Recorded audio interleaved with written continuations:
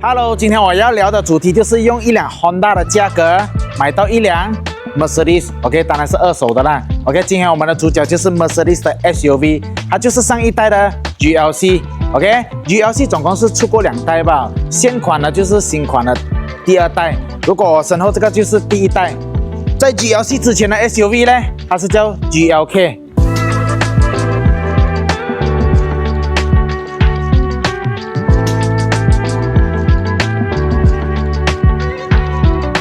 这一款第1代的 GLC 啊 ，OK， 2019年它就是改款前，19年就是 Facelift 小改款。这个当初在马来西亚卖30多万了 ，GLC 200是低配 ，GLC 250是高配。GLC 250的话，它2015年出到2019年改款，所以它的价格从几万块到百出千，看年份看车况。如果你们要买第1代的 GLC， 尽量就选高配的250，因为200的它太低配了。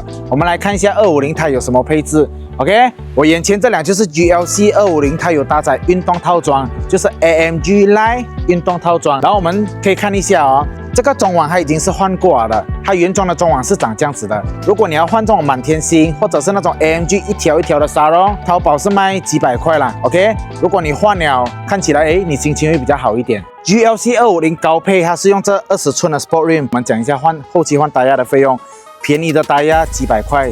好一点的，比如说米其林 Primacy 差不多整1000块。你买到这样好的车 Mercedes 我建议你胎压钱不要省，因为你用好一点的胎压，它也比较次低一点，然后噪音也没有这样大，所以胎压是唯一车跟地面接触的东西啊，我们尽量不要省。然后我们门的这个4条啊，银色的，这个银色的其实蛮难照顾的，它有很容易你下雨会有那种水雾一点一点的，然后你要清理也很不容易。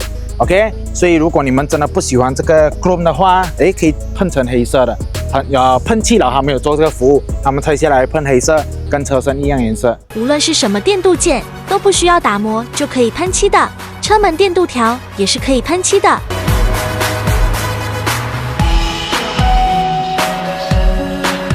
现在我们来介绍它的屁股。GLC 有2个外观造型，一个就是普通版的，我身后这个就是普通版的，另外一个是轿跑版，他们是叫做Coupe，很性感。GLC Coupe 跟普通版它是一模一样的东西来的，只是它后尾的设计不一样。这个不一样呢，你就要花更多的代价来拥有它，因为Coupe比普通版新车是要差不多接近100千了，二手也要差好几万块。我们来看它后面的角度，后面的视角啊。如果是19年 Facelift 小改款哦，它的灯就是方块型的，这个是改款前的。然后 GLC 250高配它有这个脚踢感应，看一下后尾部啦。第一还有这个隐私遮阳帘哦。OK， 你有藏什么不可告人，它可以盖起来。然后我有拿一点东西给你们看一下它的容量。第一点就是这样大个的 luggage， 然后还有篮子。其实它的不是很深你看啊，我篮子放进去，再放一个 luggage， 基本上就是满了。不然就是 luggage 要塞旁边。然后这边有一个按钮，你按下来的话，它椅子就可以躺。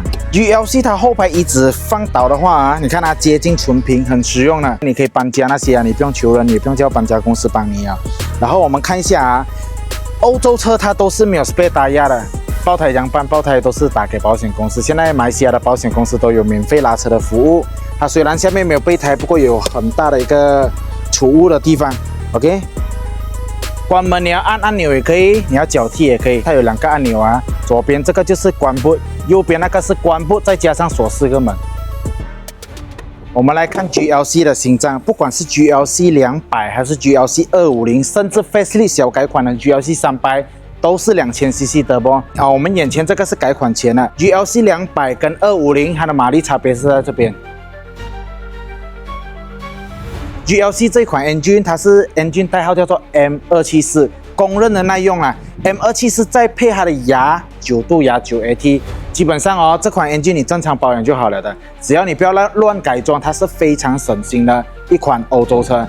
为什么我讲它省心呢？我讲它的同 level 相比BM 漏油漏水，涡水跟奥迪OK， 多多少少会吃一点黑油，但是这个它又没有像 BM 漏油漏水，它也没有像涡水跟奥迪这样吃黑油，基本上你正常保养就好了的，非常省心。第一点，它沥水也不差；第二点，9AT 换牙很顺畅的，很 smooth， 你也感觉不到它换牙，所以就是又耐用又好开又平顺。OK， 然后我们聊一下它的保养费。这款 M274保养费大概小保养啊，单单换黑油600-700块、700-800块左右啦，看你换什么黑油。然后大保养的话2000多，甚至到3000，看你做什么项目。它的锁匙长这样子的，这个是改款前的锁匙。如果19年 facelift 过后，它的锁匙会不一样。然后这个 GLC 250高配的哦，它4个门都有 keyless， 你按一下就是 lock， 然后你手伸进去啊，它感应到就是解锁咯 ，OK。然后你锁门的时候啊，你看它的 side mirror 会关了。这辆车它是有 BSM 的啊 ，BSM 今时今日是刚需，对马来西亚 driver 来讲是刚需，因为马来西亚国宝很多嘛，下来下去。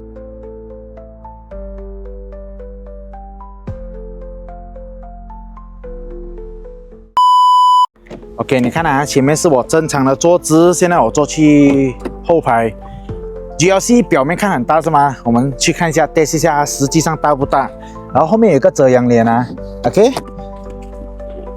我坐进来后排了，空间来讲是还好，麻麻地了2000多。有一点我不是很喜欢的，就是 GLC 它的 cushion 哦，你镜头来，它的 cushion 是稍微比较偏硬的，跟日本车相比。OK， 我不懂，有些人喜欢，有些人不喜欢啊，这个因人而异。有些人睡觉喜欢枕头软一点，有些人睡觉喜欢硬一点。硬一点，我觉得对我来讲没有这么舒服。然后这个新车卖300多千了，它不是真皮 ，OK， 这一点就很可惜。以前可能80年代、90年代，甚至2000初年的 Mercedes， 就算入门版，它都给你到真皮。但是今时今日啊，你要去到 S-Class 还是你要去到大 G， 它的那种比较明星产品，它才舍得给你用真皮，这一点就怎样讲呢？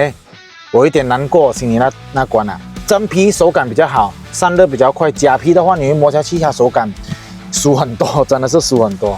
然后后面呢有2个这个 Baby 的 ISOFIX， 然后中间呢是可以调冷气大风小风的，温度也可以调。这一款 GLC 它是 driving car， 你一个人开起来很爽啊。第一点它马力大，第二点它是4轮 4MATIC 4轮驱动，又快又稳。但是你作为乘客来讲，其实乘客体验感比较输一点。第一点刚好讲到咯，椅子比较硬。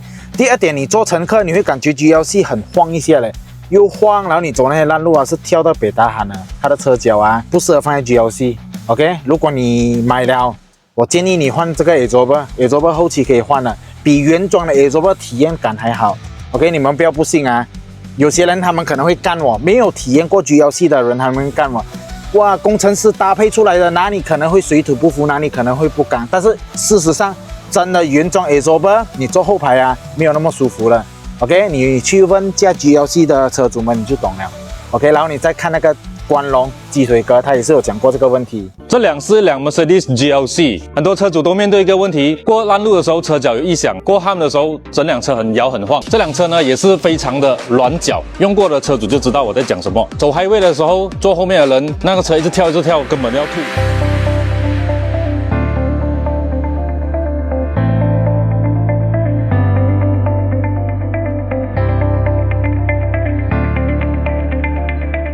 OK， 我们进来前排看啊。首先进来，我们先看它的门板。它的门板 ，Mercedes 的门板啊，很有学问，很讲究了。你看到它的木纹嘛？它的木纹是有那种颗粒度的真材实料的木，这一点看起来很高级。然后它左右两边啊都有 memory seat， 它的电动椅这边，它的电动椅调前调后不是问题啦。它的连那个头枕啊都可以调高调低，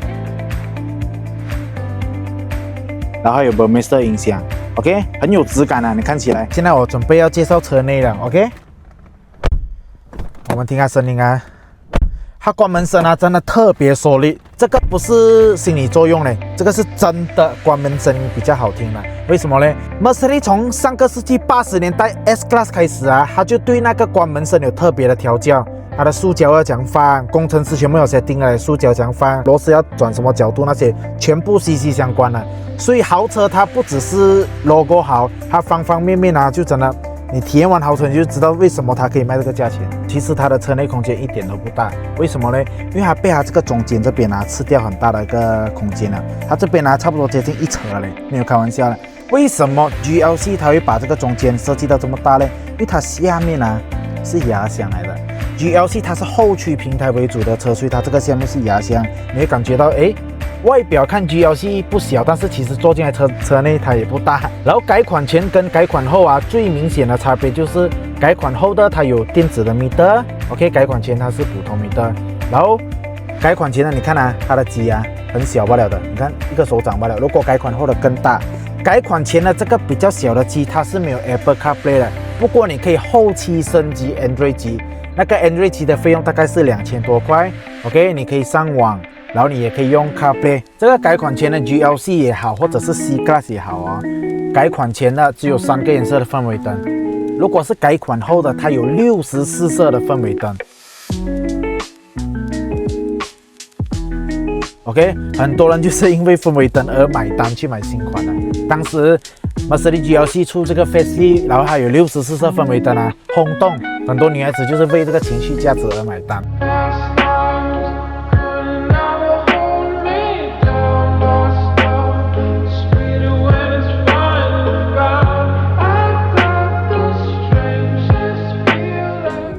然后我们看啊，它的冷气出风口是这个圆形的。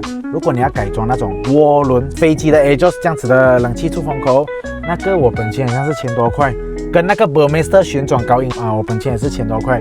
如果跟我买车，你后期加装这些 accessory 我全部是算你本钱的。然后我给你们看 GLC 250高配它还有什么配置，它有全景天窗。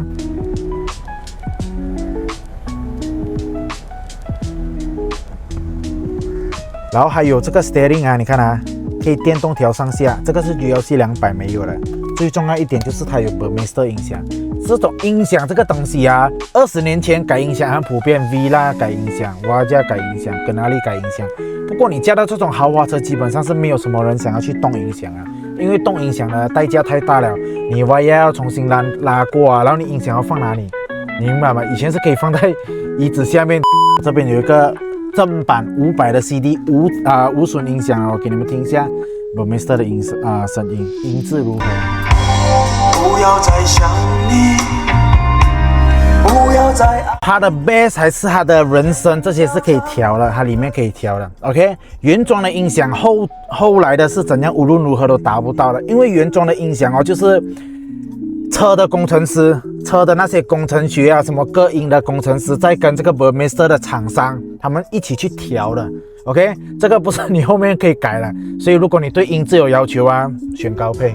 然后我们往下看啊 ，OK， 这边它也是有一个很大的储物格啦，你这个杯架没有用到，它可以拿出来的 ，OK， 可以做你的储物格。然后这些有一些按钮，我再教你们一下，音量控制。然后这个类似像滑鼠的，你看啊，看我操作。因为这一代还是没有 touchscreen 的，然后这个是驾驶模式的调节，它有几个驾驶模式。第一是 Eco、Comfort、Sport 跟 Sport Plus。这个 Individual 呢，它就是个性化。个性化你看啊，比如讲我调个性化 ，OK，steering 要轻要紧，这些全部可以个性化的调。有些人不喜欢 steering 太重了。这一款车 ，OK，GLC 也好 ，W205 的 C Class 也好。甚至是 E-Class W213， 它是调表重载区来的 ，OK， 不过查得到的，等一下我跟你们讲怎样查。用这 2.0 Turbo Engine 的 M274 C-Class、E-Class GLC 都很耐用的，外国用到100万里数也很普遍。但是马来西亚的一些二手车行老鼠屎，他们很喜欢调里数，很喜欢骗顾客 ，OK， 调到低。至于要怎样去查到调里数呢？我们现在看到肉眼看到这个 ，OK， 打个比方，101。这个叫做表显里数，电子表的里数，他们调只可以调到这个电表，他们调不到行车电脑。表显138500，测出来也是138500。先查找一个模块叫 N73，然后电子点火开关就是这个的话，我们导这个实际值，然后点最后存储的总行驶里程，我们看。187329，那么这个就是我们认为的真实里程。根据我本人的认知是改不了的，除非你把这个点火锁头给换掉。因为车它有一个电板的嘛，是记录车的所有一些 information， 就很像那个飞机的黑盒子这样子 ，OK。所以如果你们真的是要买之前，你们就要去车厂，回原厂也可以，去外面那种大型的 workshop 也可以是查得到里数的。OK， 如果你在新山就去找鸡腿哥我的 brother。还有一点就是 GLC 250高配的，它有360 camera 的，如果 GLC 200的话就没有。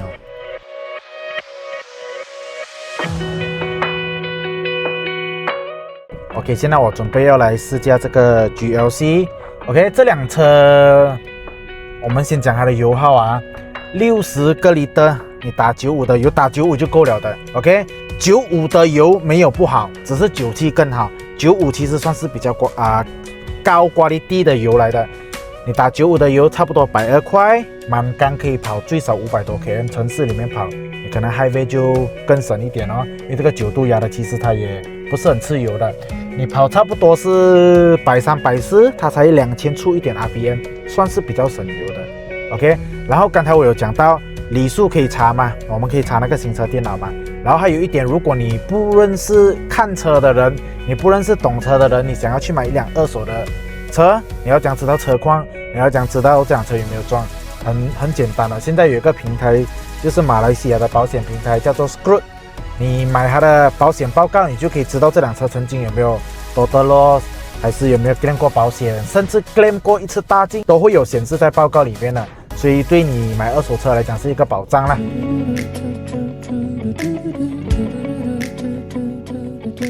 现在我们准备要去试它的 pickup， 等一下这个录上去啊，就是大陆的可以拉了。我先把它调成 Sport Plus 先，等一下一绿灯直接拉。OK， 看到一下闯红灯了，补波。哎，踩完，看到吗 ？Formatic 紧紧的把你抓在地上，没有屁轮，没有打滑。4轮的车哦，肯定比2轮的好驾的，这个是不用去质疑的。4轮又不容易失控，又稳。OK， 当然它有代价啦，代价是胎压比较快波大，吃油多一点点。速度上很快，一下子有140啊。GLC 你在 highway 开真的是非常非常舒服的，沥水油基本上是随踩随有，你油门再踩，你油门踩深一点哦，它就退压很快，然后还有明显的推背感。你不要看它马力不高嘞，210多，奔驰的马力啊，你看它我踩深一点，它就有明显的贴背感了。但是你在城市里面驾，你就觉得不是很爽，为什么呢？城市里面驾，第一点它尺寸比较大咯 ，OK， 第二点它。如果你在城市里面走，你过半嘛，过那些墩啊，你会觉得这辆车真的不是很爽的。原装车脚啊，新车也好哦，你会感觉怎么它多余的晃动2到3下的，这样很像那个车脚支撑不到位啊，车脚偏软。